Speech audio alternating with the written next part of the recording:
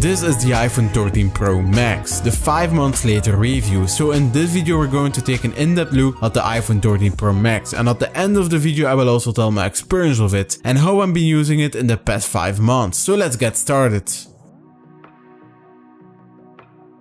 The iPhone 13 Pro Max looks almost the same as the 12 Pro Max. It has the same stainless steel sides. I would love to see that Apple uses a coating or something on the stainless steel, that it will not get dirty so quickly, and also let fingerprints on the sides. I do recommend to use a case for this iPhone because the stainless steel is scratching really fast. The back is also the same as the 12 Pro Max. It has the same frosted finish on the glass. I do have this also on my 11 Pro Max, 12 Pro Max and on my 13 Pro Max, and I don't pick up fingerprints, and I love that. And now we're going to talk about the design changes. There is not that much, but what is clearly noticeable is of course the notch. Apple did make the notch smaller and it did move the speaker hole to the bezel. So that's the reason why the notch is smaller. To be honest, in day-to-day use I don't notice the notch anymore, but also I don't mind if they make the notch smaller. Everything that they will do with it, I'm fine for it. And also the changes that they will remove the notch on the iPhone 14 Pro and Pro Max is really big. They will pretty much go to a hole punch and a pill cutout. These are just leaks, but we will see what Apple will do. Now we're going back to the review, and if you want that I do cover Apple leaks on my channel, just let me know. So the other design change on the 13 Pro Max is the camera bump. There's not that much change about the camera bump, it's only a little bit thicker and bigger. Also the lenses are a little bit bigger so they can capture more light, but I will talk about that in a couple of minutes. And that's everything what they changed on the outside of the iPhone 13 Pro Max. This iPhone does have the Apple A15 Bionic chip, the newest chip from Apple, and as always it's the best and fastest smartphone chip in the world. I cannot say that much about the A15 Bionic chip because it's already insanely good for a smartphone, but there are some things where I want to talk about. Now it has an all new 5-core GPU with 50% faster graphics than any other smartphone. That's crazy. It also has new CPU cores, performance cores and efficiency cores. That means the A15 Bionic can go through powerful complex tasks and also preserves battery life. It has also a super fast neural engine that performs up to 15.8 trillion operations per second. That's mind blowing. That also enables cinematic mode and smart high dynamic range 4. So the A15 Bionic is really good for iPhone gamers and also for other things like editing videos and photos and much more. The battery in this iPhone is amazing, it's so good. It has 2.5 more hours than the 12 Pro Max. Apple did make the battery smaller in the 12 Pro Max, and in the 13 Pro Max they did make it bigger again. Before the 13 Pro Max, the iPhone 11 Pro Max had the best battery life on an iPhone, but now the 13 Pro Max has the best battery again. I do live in Belgium and they just started rolling out 5G. I hope by the end of 2022 there will be 5G in the city where I live. I did not have a whole day with 5G, so I can't say if it's taking much power or not, but I did have seen from others that it is not that much of a battery drain. So if you're using 5G on the 13 Pro Max you will still have a great battery life. And yeah, 120Hz is on the iPhone 13 Pro Max and it does not affect the battery life. I will talk later in this video about 120Hz.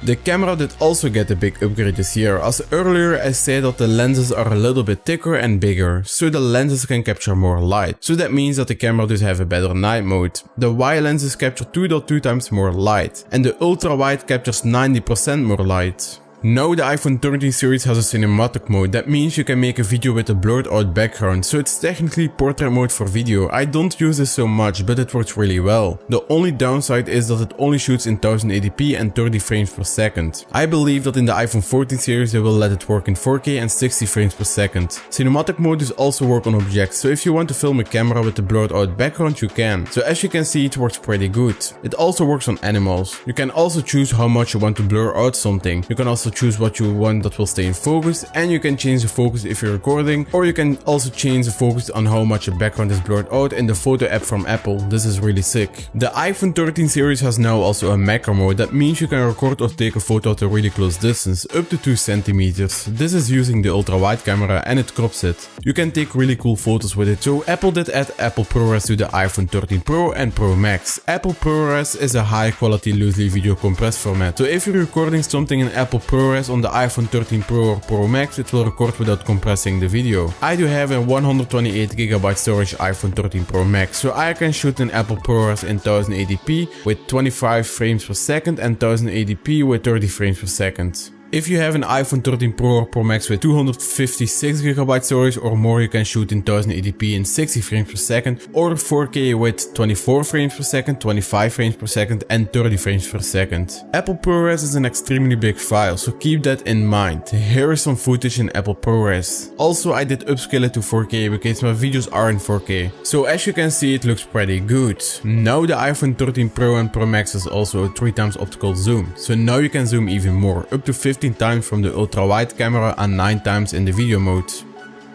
The iPhone 13 Pro Max has a 6.7-inch screen with 120Hz. Apple names it ProMotion. It's an LTPO display that can go from 10Hz to 120Hz. That means if you're doing nothing on your iPhone, the frame rate will go all the way down to 10Hz to preserve battery life. If you're scrolling, it will go all the way up to 120Hz. Also if you're gaming and if there's a lot of motion. And if you're watching a movie or a video, it will lock it to the frame rate that's being used for the movie or the video. This iPhone has the strongest screen glass of all smartphones. That's a ceramic shield on the screen. By the way, this was also on the 12 series, but I hope Apple will add ceramic shield on the back glass of the iPhone 14 series. That will be really sick. The iPhone 13 Pro Max has also a 25% brighter outdoor screen. So if you're using your iPhone outside much in a sunny weather, the screen will be brighter and easier to see. The screen does also support the high dynamic range, up to 1200 nits.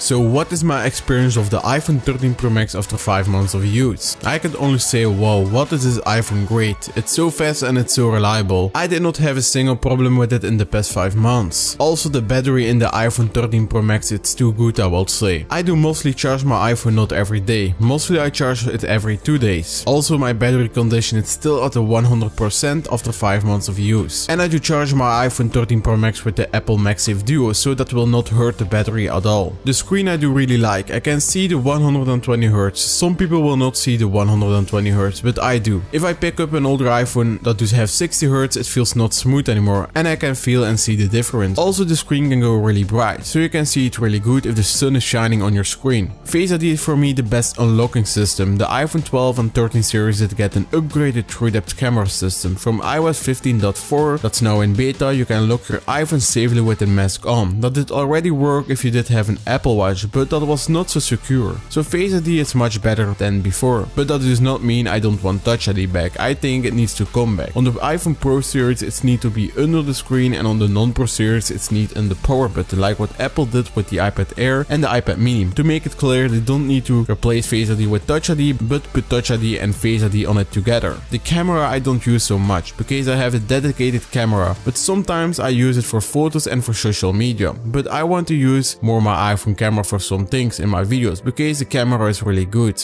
It's not perfect, but nothing is perfect, and it will get better over time. So the camera of the iPhone 13 Pro Max will be good enough for the most of people, but my experience is really good with the camera.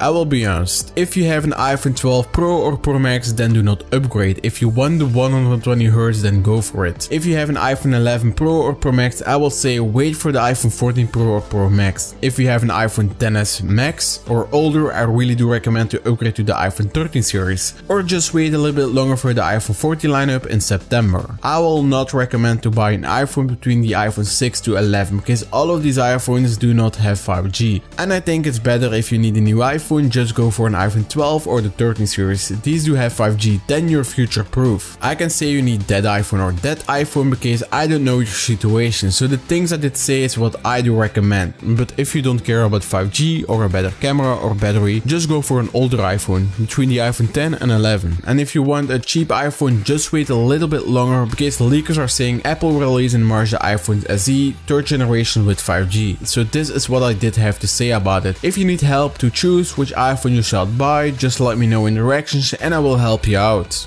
So this was the video for this week, and before we closing up this video, I want to say I will try to upload more. Like, it's really hard for me to upload much because I script all of my videos, and sometimes it's really hard for me to speak English in the right way. So this is not scripted, by the way, this last part, but I just want to say this, and I will try to make a new video by next week that will be about the 14-inch MacBook Pro with the M1 Max before-mentioned in-depth video. So stay tuned for that. So please drop a like and subscribe, and if you have any question, just let me know in the reactions and I'll respond to it. And also follow me on Twitter, and I will see you in the next video.